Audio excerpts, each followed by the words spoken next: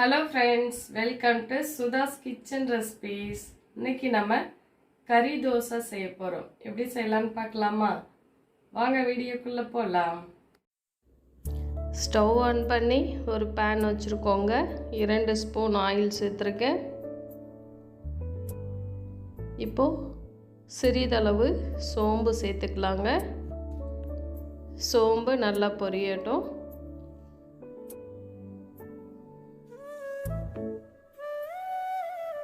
2 பெரிய வெங்காயம் பொடியாக கட் பண்ணி வச்சுருக்கோங்க. 3 பச்சை மிளகாய் பொடியாக கட் பண்ணி வச்சுருக்கோம்.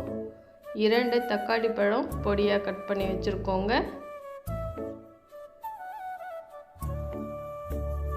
இப்போ சோம்பு நல்லா பொரிஞ்சிடுச்சுங்க. வெங்காயம் பச்சை மிளகாய் சேர்த்துக்கலாம்.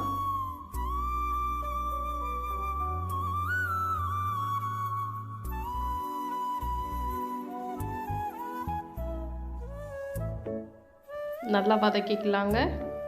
ஒரு கொத்து கறிவேப்பிலை சேர்த்துக்கலாம்.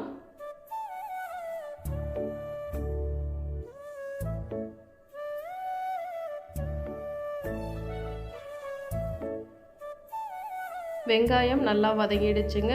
1 ஸ்பூன் இஞ்சி பூண்டு பேஸ்ட் சேர்த்துக்கலாங்க. இதையும் நல்லா வதக்கிக்கலாம்.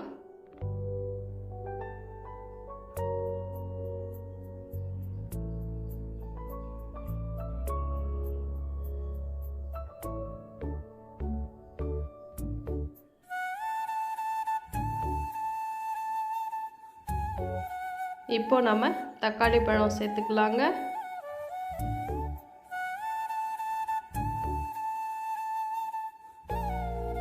தக்காளி பழம் நல்லா மசிஞ்சு வர அளவுக்கு வதக்கிக்கலாங்க.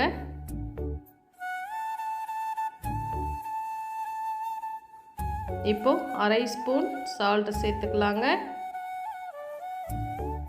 1/2 ஸ்பூன் மிளகாய்த்தூள், 1/2 ஸ்பூன் மல்லித்தூள், 1/4 ஸ்பூன் கரம் மசாலா, சிறிதளவு மஞ்சள் தூள் சேர்த்துக்கலாங்க.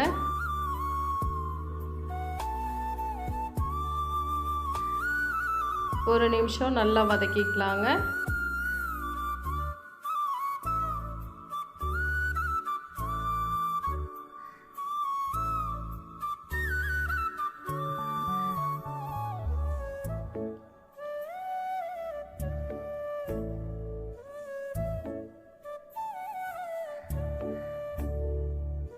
இப்போ 250 கிராம் சிக்கன் எடுத்து வச்சுருக்கோங்க. போன்லெஸ் சிக்கன் நல்லா குட்டி குட்டியாக கட் பண்ணி வச்சுருக்கோங்க. நல்லா கழுவி எடுத்து வச்சுருக்கோம். அதை சேர்த்துக்கலாம்.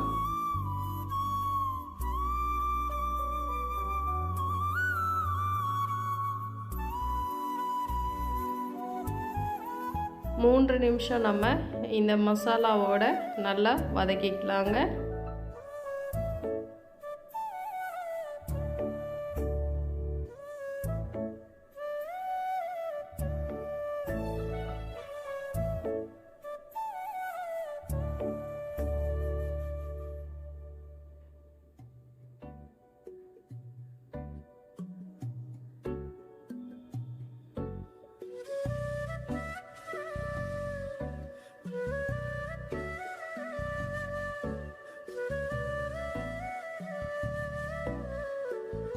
இப்போ இது கூட நம்ம கொஞ்சமாக தண்ணீர் சேர்த்து சிக்கனை வேக வச்சுக்கலாங்க. ரொம்ப கொஞ்சமாக சேர்த்துக்கணும் தண்ணீர். நல்லா கலந்து விட்டுக்கலாம். மீடியம் ஃப்ளேம் வச்சு சிக்கனை நல்லா வதக்கிக்கலாங்க.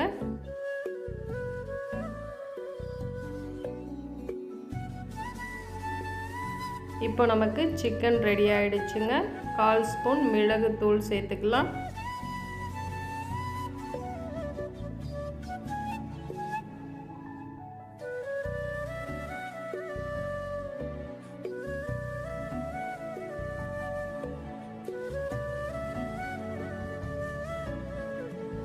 இது போல் நசுக்கி பார்த்தீங்கன்னா உங்களுக்கு தெரியும் சிக்கன் நல்லா வெந்திருக்கு.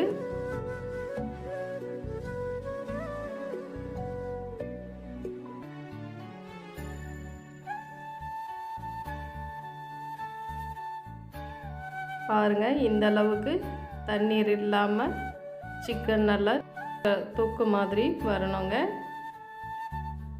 இப்போ நம்ம ஸ்டவ் ஆஃப் பண்ணிக்கலாம்.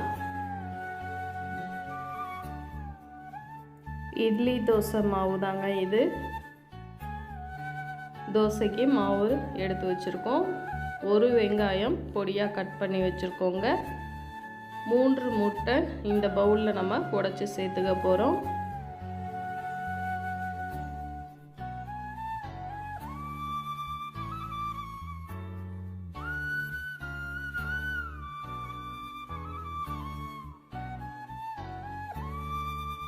ஒரு பிஞ்ச் சால்ட்டை சேர்த்துக்கலாங்க.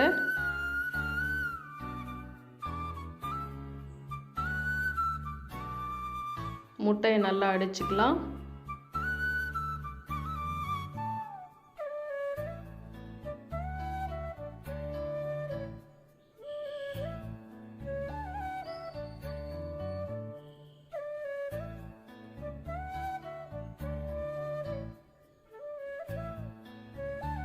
இப்போ ஸ்டவ் ஆன் பண்ணி ஒரு தவா வச்சுருக்கோங்க. தவா ஹீட் ஆகிடுச்சு. தோசை ஊற்றிக்கலாம். தோசை கொஞ்சம் மொத்தமாகவே ஊற்றிக்கணுங்க. ரொம்ப மொத்தமும் இல்லாமல் ரொம்ப மெல்லிசாவும் இல்லாமல் தோசை வாத்துக்கணும்.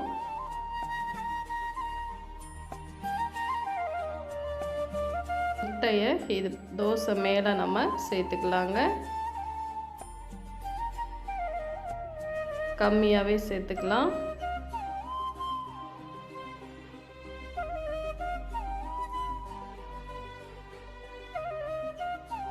இப்போ அதுக்கு மேலே நம்ம சிக்கன் வச்சுக்கலாங்க.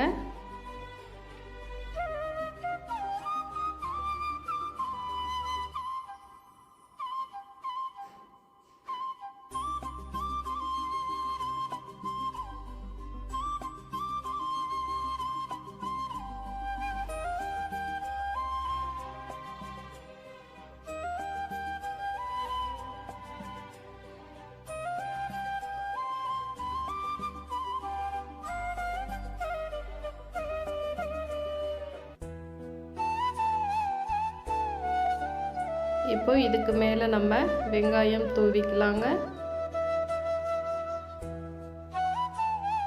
மல்லித்தலை சிறிதளவு தூவிக்கலாம்.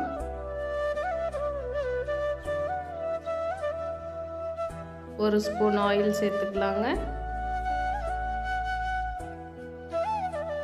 ஒரு பக்கம் தோசை வெந்த பிறகு திருப்பி போட்டுக்கலாம். இப்போ பாருங்கள், கறி தோசை ரெடி ஆயிடுச்சு. அடுத்து ஒரு தோசை ஊற்றிக்கலாங்க.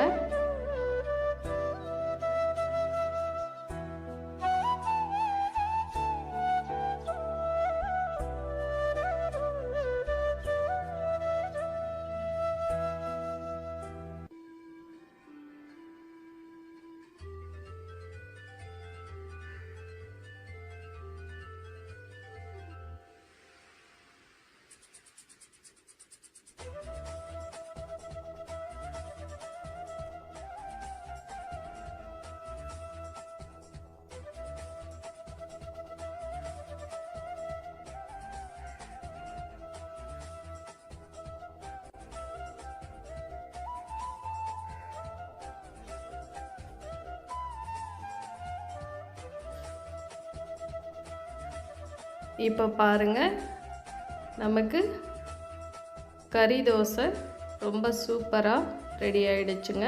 ரொம்ப டேஸ்ட்டாக இருக்கும். ட்ரை பண்ணி பாருங்கள். தேங்க்யூ.